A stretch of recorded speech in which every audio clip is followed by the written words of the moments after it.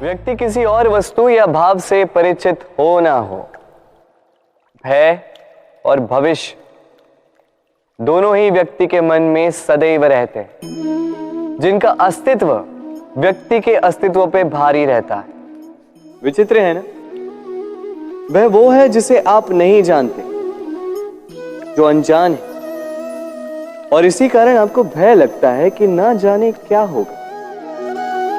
भविष्य वो है जो अब तक घटा ही नहीं, तो जो घटा ही नहीं उसके विषय में चिंता क्यों? आपके हाथ में है वर्तमान। वर्तमान के कर्म सत्य मन से कीजिए और सोचिए ये कि अपने कर्मों को और कितनी श्रेष्ठता से किया जा सकता है। इसलिए आप विश्वास कीजिए, यदि वर्तमान के कर्मों को आप सत्य मन से करोगे तो भय स्वयं ही निकल जाएगा और भविष्य का फल अवश्य ही मीठा होगा। इसलिए भय और भविष्य से डरना छोड़ दीजिए, इस वर्तमान को जी। जीवन में हम कई लोगों से मिलते हैं। आप भी ऐसे कई लोगों से मिले होंगे जिन्होंने स्वयं को असफल मान लिया, निराश हो चुके, जिन्होंने ये स्वीकार कर लिया है कि इस जीवन में उनसे कोई कार्य हो ही नहीं पाएगा, वो कुछ कर ही नहीं सकते, किसी कार्य के वो योग्य ही नहीं। किंतु ऐसा नहीं, इस संसार में ऐसा कुछ भी नहीं है जो योग्य नहीं है। कोई ऐसा अक्षर नहीं है जो किसी मंत्र का भाग ना हो, कोई ऐसी जड़ी बूटी नहीं है जो औषधि ना हो, कोई ऐसा विष नहीं है जो समय आने पर अमृत ना बन जाए। और इसी प्रकार कोई व्यक्ति अयोग्य नहीं होता, उसे अयोग्य बनाती है उसकी सोच। इसलिए स्वयं को जानो, जान जाओगे कि आप क्या हो। अपने अंतर मन को जगाएं। आप देखेंगे कि जिस संसार की नींव ही बनी है आशा से, उस संसार में निराशा, हताशा और हार जैसा कोई भाव अस्तित्व ही नहीं रखता। कितना सुंदर पुस्तक है, सुंदर आवरण है, सजाए हुए पृष्ठ है।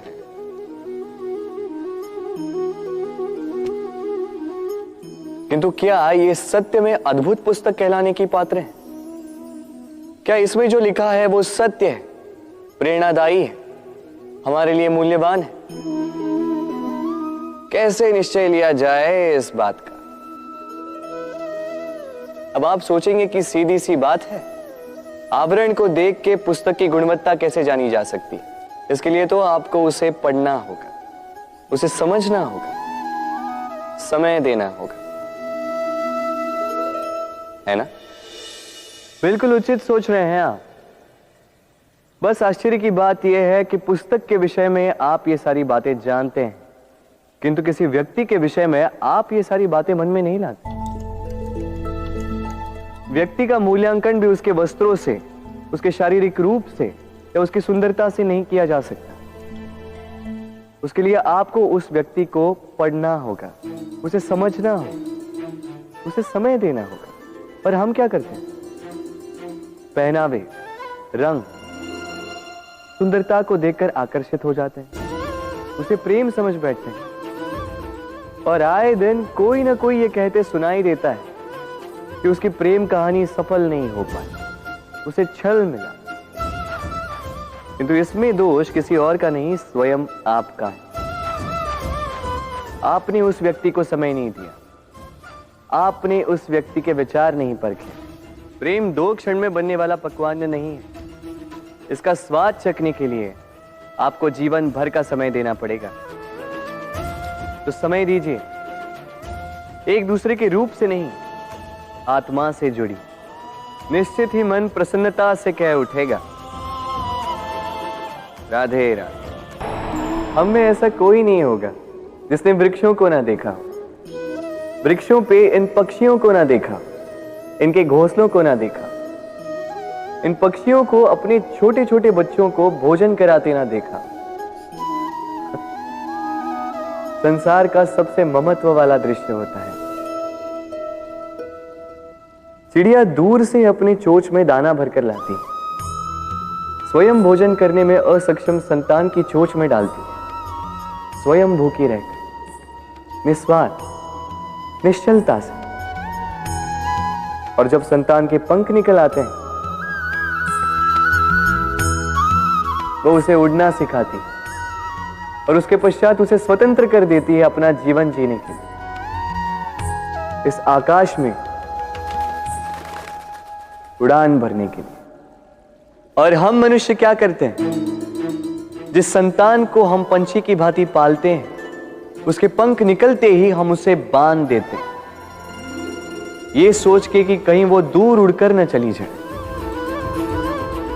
ऐसा नहीं कि इस स्थिति में माता पिता को संतान से प्रेम नहीं है, अवश्य है, किंतु इसमें प्रेम पर मोह भारी पड़ जाता है, जो स्वयं अपने और संतान के भविष्य के बीच में बाधा बन जाता है। हम ये भूल जाते हैं कि हम केवल जन्मदाता है, भाग्य विधाता नहीं। तो जब प्रेम में मोह आ जाए तो वो प्रेम नहीं, स्वार्थ बन जाता है। इसलिए प्रेम को पास रखिए और मोह को दूर, क्योंकि जिससे प्रेम करते हैं उसका विकास नहीं रोका करते। प्रेम संसार का सबसे पवित्र बंधन है, पर सच पूछो तो ये बंधन से मुक्ति है, स्वतंत्रता है।